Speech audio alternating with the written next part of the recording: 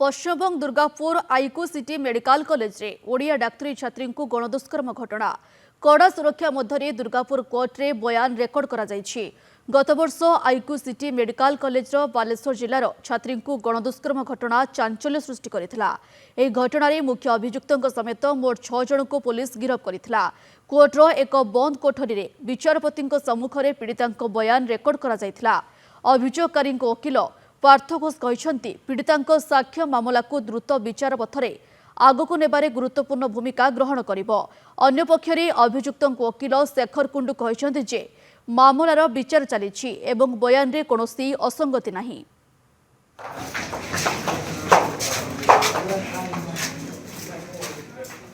সবাইকে নিয়েই বলেছেন না, প্রেশারের কথা উনি তো বলেননি, ওটা জেরার পরে বোঝা যাবে। চিনেছে তো আর সবাইকেই চিনেছে।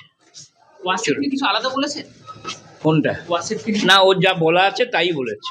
ও যেটা মানে বয়ানে যা ছিল তাই বলেছে। একবার তো বয়ান বদলেও ছিল না, ওই আর কি শেষ যে বয়ান যেটা আছে সেটাতেই স্টিক করে আছে।